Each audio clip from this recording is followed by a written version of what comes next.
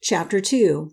Internal Transformation of the City of Rome and of the Western Empire. Part 6. The shady side of early Christian life. While Christianity was making such immense progress in the city, while so many leading people, as we have seen, were setting examples of heroic virtue, there were, on the other hand, numbers of unworthy or lukewarm Christians. Such were to be found even in the ranks of the clergy, and history must not pass over in silence this dark side of the picture. St. Jerome, alas, had painful experience of such clerical brethren in Rome. The zealous asceticism and bold language of this fiery Dalmatian greatly shocked the worldly wisdom of fashionable priests and deacons, of whom the saint has left us a graphic portrait in his writings. When addressing his maiden disciple, Eustochium, he warns her, "There are brethren of my profession who take priests' or deacons' orders only that they may approach women without restraint. All their care is given to their garments, which must exhale choice perfumes, while their footgear must be supple and well-fitting. Their hair is waved with curling tongs, and their fingers glitter with rings. Such gentlemen can only mince along the street on tiptoe, lest the filth should soil their dainty shoes. To see them, one would fancy they were bridegrooms rather than priests. Some of them make it their sole study to find out the names, homes, and mode of life of all the matrons. I shall describe one such worthy, and you will be able to guess what the pupils of such a teacher must be like." Jerome now portrays an actual clerical character who must have been perfectly well known at Rome. He describes this man setting forth quite early in the morning to pay court to his various patrons. He has been nicknamed the City Carrier, or Veridarius Urbis. He is everywhere on view, with his impudent stare, and mouth ever ready with scandal. He is never tired of buying new horses, each one whiter and more spirited than the last. One could fancy him the brother to the king of Thrace. He has two enemies whom he abhors. One is continence and the other fasting. When paying visits, he is always clever enough to admire one or other of the ornamental objects decorating the room, and praises it so extravagantly that in the end he is begged to carry it home as a present. People dread offending him, for they fear his sharp tongue. We can quote many such character sketches from St. Jerome's pen, which was itself by no means without sting. Unhappily, many even among those holding high spiritual office in the capital of the world were still under the lingering influence of pagan manners and customs. It was not only in externals that many of the clergy conformed to heathen fashions, some were even open to the vices of Rome. This unworthy life was most observable among those who had adopted the clerical profession with no real vocation, but merely from worldly motives. Upon them, the vigilance of their pastors and the severity of well-known ecclesiastical laws made no impression. Even the monks did not always set a very good example, and in monasteries and among ascetics, specimens of repulsive spiritual pride were to be found. Finally, St. Jerome sharply attacks the higher ranks of the laity, among whom many have been even less imbued by the spirit of religion. "Why," he asks, "does that grand dame carry out her good works with so much pomp and ceremony? When she wishes to distribute alms at St. Peter's, must she needs be carried there in an open gilded litter? Just look, she always insists on making her presence in person, and has herself borne by her servants hither and thither among the crowd of paupers. Naturally, the sight of so much condescension and liberality must impress all Rome. But is a herald necessary when she organizes a Christian agape? Or why must a procession of eunuchs surround her when she approaches our holy mysteries?" Only a few years previously, the heathen historian Ammianus Marcellinus had given us such a picture of a state of morality among the lower classes of society as would seem overdrawn did it not come from a heathen living in Rome. The people here described are preponderatingly indeed, but not wholly all, pagans, but the account is interesting because it shows what masses Christianity had to deal with and to leaven. It enables us to understand that in spite of the city being nominally Christian, the church was, and would be for long, obliged to tolerate many impure elements amidst the teeming population. According to Ammianus, the plebeians' one ideal was a life of drinking, dice, circus sports, and vicious haunts. Accustomed to be fed by the state, they would have perished of hunger had there been no public distributions of bread and wine, oil and bacon. Their days were spent in idleness or the lowest vice, and yet all complained of hard work. Only the sight of the chariot racers or the wrestlers in the circus were capable of putting spirit into this mob. Then they all wake to new life. That this horse or that should win a race, or this or that party's color prevail, is for them far more important than that our legions should hold in check the invading barbarians. Public sports and amusements had become a perfect craze. According to Ammianus, drama and pantomime had reached such a depth of moral degradation that our modern ideas refuse to grasp it. When lately a famine was feared, he says, all foreigners were ordered out of the city. The actors also?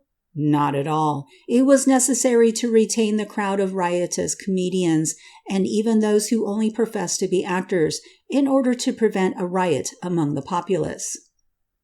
3,000 women dancers, with all of their stage assistants, as well as dancing and music masters, were all allowed to stay behind in Rome without molestation. At one time, he laments, Rome was the stronghold of all virtue. Now its highest prize is given to vice. In his description, one can, of course, recognize some of the forced indignation of the Stoic, as well as a tendency to exaggeration, but the sad facts adduced must carry weight. Such statements must naturally be compared with the accounts given us by other contemporaries regarding the morals of the Roman world in general. St. Ambrose, a former statesman and experienced man of the world, describes with vivid irony the human specimens he had observed in different cities of Italy. There they lie, stretched out on carpets like Orientals, wherever, after wandering from tavern to tavern, they think they have found the right place for a halt. Drink, with a wand of a Circe, has transformed the low plebeian into a rich great man. Digesting the wine he has swallowed, he dreams that he has suddenly won power, freedom, honor, and even royal rank. But after the carouse full of such pleasing delusions, he often finds his way home with a broken pate. Really wealthy men, continues Ambrose, belonging to good society, lie about among the tables, crowned with flowers and with their hair all curled and perfumed. Loose women surround them and keep their goblets filled. Later they reel away like ships which have lost their anchor. They seek for fresh orgies to escape the blank monotony of their wasted lives. At early dawn, their cooks and caterers must go the round of all the shops, and wherever means for riotous living can be found, they cry and clamor to obtain the rarest viands and the choicest goose liver. Let us compare this sarcastic sketch with another of the same writer, describing the officers of the Roman army. Here we see these warriors with silken corsets and golden collars, belts and scabbards, waiting for their jeweled goblets to be filled by youthful slaves. Their doughty challenges are not to feats of arms, but to tests of drinking powers. Their war cry echoes, "A drink! To the health of the emperor!" Who does not drain his goblet is the emperor's enemy. "These are the successors of Curius Dentatus," he cries. "Look at these heroes! What a terror to their foes! They are picked up and carried out of doors, but even in this condition they can still brag of battles and victory. What must a servant think when his tipsy master falls into his arms, or when, with difficulty, he lifts the presumptive hero onto his charger? They are soldiers only in the early morning. Then, indeed, they breathe forth threatenings and slaughter. By evening, they have become a laughingstock to the street boys. In the heyday of their youth, they are already tremulous old men." Unconsciously, a note of sadness creeps into Ambrose's raillery, a certain dignified regret that such evils should publicly exist. This feeling was shared by all who look below the surface. The empire, also in the flower of its age, might also be likened to a tremulous old man. On all sides, hordes of barbarians were pouring across its frontiers and hammering at its innermost defenses. But the Roman state had lost all power of resistance, mainly because society at large was sunk in vice and sensuality. Long before the sack of Rome by the Visigoths, we find St. Jerome, in view of the social state of Rome, giving utterance to the famous words, "We have long been conscious of the wrath of an offended deity, yet no one thinks of trying to appease him. It is in consequence of our sins that the barbarians gain the upper hand, on account of our vices that the Roman armies are defeated. What miserable creatures we must be, who so displease God that he must employ these barbarians as his scourge. At one time, Rome's legions imposed obedience on the universe. Now our defenders fall before untrained hordes and fly panic-stricken on catching a glimpse of the enemy." Thought shudders, says the same author. When dwelling on the ruin of our day, for 20 years and more, Roman blood has been flowing ceaselessly over the broad countries between Constantinople and the Julian Alps. The Goths, the Quatri and Sarmatians, the Huns, Vandals and Marcomanni spread ruin, robbery, and death over the regions of Scythia, Thrace, Macedonia, Dardania, and Dacia. They swooped down with fire and sword over the plains of Thessaly, Achaia, Epirus, Dalmatia, and Pannonia. How many Roman nobles have been their prey? How many matrons and maidens have fallen victims to their lust? Bishops pine in prison, priests and clerics fall by the sword, churches are plundered, Christ's altars are turned into feeding troughs. The remains of our martyrs are hurled from their coffins. On all sides sorrow, on all sides sighs, on all sides rises the gaunt figure of death. Such were the lamentations voiced by St. Jerome in his Palestinian retreat. In his quiet convent at Bethlehem, St. Jerome could indeed congratulate himself and his friends from Rome on being far removed from the scene of so many horrors. Another author who had mourned over the misery of those days and cried aloud in his anguish like another Jeremiah, remained at home throughout the worst times of barbarian invasion. This was Salvianus of Massilia, or Marseille. He writes after the first capture of Rome, at a time when the Visigoths had already overrun his country, when the Vandals were swarming over Spain and had conquered the Roman possessions in Africa. The presbyter Salvianus had been a great traveler, and had thus had the opportunity to study the calamities and the morality of both Africa and Spain, as well as of his own country.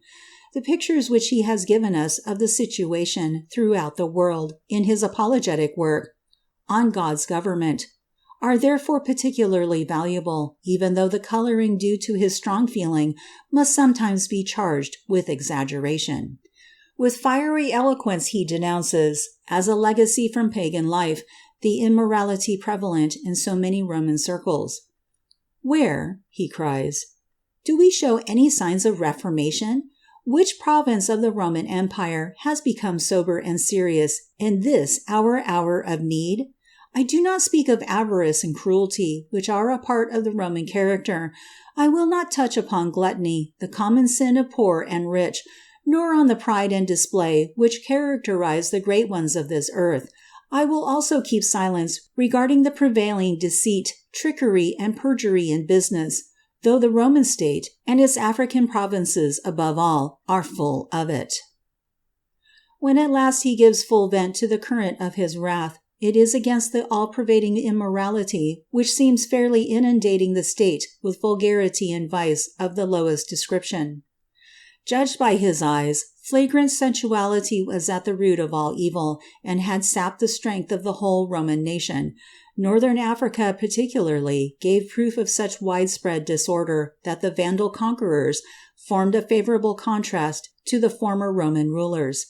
Salvianus seems to have been brought into very close contact with this depravity in the city of Carthage, and thus, apparently, from personal reasons, describes it as a perfect sink of iniquity. "The moral dregs of all other cities are concentrated in Carthage. Filled with treasures, it teems equally with rapine and vice, with reeling drunkards, garland profligates, and scented unctuous voluptuaries. If therefore this whole Latin world now suffers so grievously through the Germanic invasions, we must admit, he continues, that it is on account of our evil ways that God has given us over to the barbarians. It was our vices which provoked the Lord of heaven to let loose upon us these rough nations from the uttermost parts of the earth, to give up each province, each city, to their scourge, and even to send the barbarians across the seas, so that Africa too should not be exempt from their visitation. Where, he exclaims elsewhere in his indignation, where is any misery like unto ours? Where is any degradation even similar to ours? Yet none the less, in the midst of all this distress, the whole Roman world continues abandoned to sinful pleasure. Romans have become beggars, yet they jest. Tomorrow, bitter captivity awaits them, but their only thought is for the circus. When people are in deadly peril, they do not usually make fun. Yet when fate has brought us face to face with imprisonment and ruin, we can enjoy public sports. Death surrounds us, and we laugh. One could imagine all Romans had tasted the sardonic, laughing plant. They die still laughing. Salvianus next compares the rough barbarians with the effeminate Latins, and here too he lays on strong colors. Among what civilized nations do such atrocious crimes occur as are quite common with us? Could they be committed with impunity among the Vandals? No, they look with loathing on those vices which Romans, calling themselves Christians, still practice in Africa. The Goths are faithless, he says, but they are chaste. The Alans are profligate, but at least they are less deceitful. The Franks are liars, but they practice hospitality. The Saxons are cruel, but they are not given to immorality. All these barbarians have some bad qualities, but they also possess much good in their character.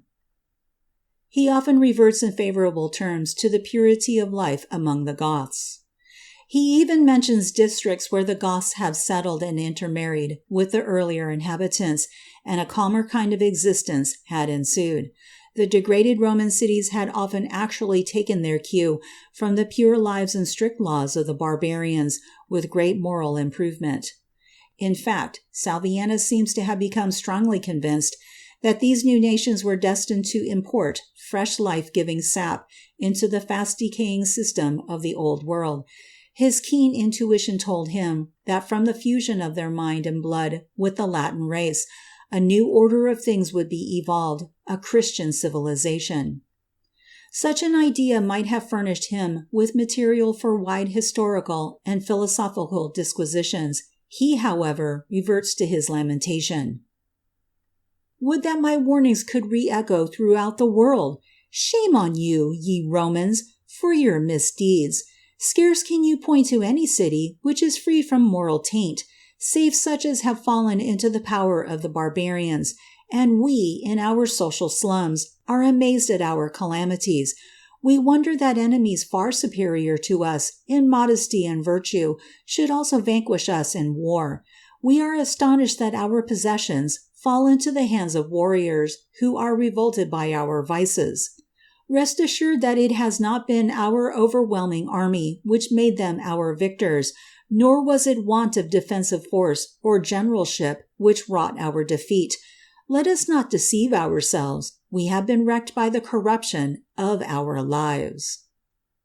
With these last words, Salvianus decidedly gives us a most important clue to understanding the decay of all Roman society. It is also well known that at that time many abuses were bringing about the downfall of the state. At the present day, various authorities accuse the Christian religion of hastening this decline because, forsooth, it destroys political spirit, weakens civic ties, and unnerves both the people and the army. Such an opinion is controverted not only by Salvianus, but also by some of the best authors of the period, above all by men such as St. Augustine and St. Ambrose, who had brilliantly refuted this reproach against the Church. With unanswerable logic, they succeeded in proving, when the heathen of those days spitefully brought forward similar accusations, that Christian faith and Christian morality never injured the empire, that Christianity, on the contrary, in leavening the state, tended to regenerate it. They also very justly pointed out that every civic virtue was favored and fostered by the state. They further expressly called attention to the practical help which the Church was ever ready to bestow on the Commonwealth. It carried its ready devotion so far that in many cities the bishops alone undertook to repair and defend the walls, also taking care of the inhabitants, whilst the government, from cowardice or incapacity, fled at the approach of the barbarians. The efforts of the Church to uphold the state are nowhere better evinced than in the letters and counsels addressed by her great leader, Ambrose of Milan, to the emperors Gratian, Valentinian, and Theodosius. Naturally, we cannot follow him and other writers into the details of the matter. It must, however, be remembered that the actual work of the Church for the state was being carried on with quiet, noiseless energy, but with incalculable result, in the steady struggle against the stream of moral corruption which fast-vanishing paganism had let loose. Under this head, the golden fruits obtained by religion, both among the Romans and the barbarians, are visible to all who choose to look. Salvianus is not silent on this subject, though usually he seems only anxious to depict the corruption of his epoch. Others, however, have described at greater length the encouraging results of church effort, and we ourselves, in the foregoing pages, have been able to instance many noble examples of the inward transformative power of Christianity among the Roman aristocracy of that day. The moral contrasts of those times are deep and trenchant. There existed, so to speak, two Romes and two empires. The excessive corruption of some aroused others to deeds of special heroism. Inordinate luxury in public life woke the spirit of self-sacrifice. The repulsive spectacle of vice induced its opposite of rigid purity, while the unbridled license of mere worldlings invited those who were endowed with deeper feeling to adopt the obedience of the cloister as the best means to salvation. The great revival of life in accordance with the precepts of the gospel is an outstanding feature of Western life at that period. Celibacy, cloistral seclusion, and a life of prayer and self-sacrifice in voluntary poverty could not fail to claim its devotees in such a state of society. From among the Milanese nobility and from the highest society at Rome, Ambrose of Milan and Jerome the Bethlehemite hermit welcomed as many fervent votaries of celibacy and penitence as the celebrated Saint Martin in his strict monasteries of Gaul, or the Bishop of Hippo in the communities he had established in Africa.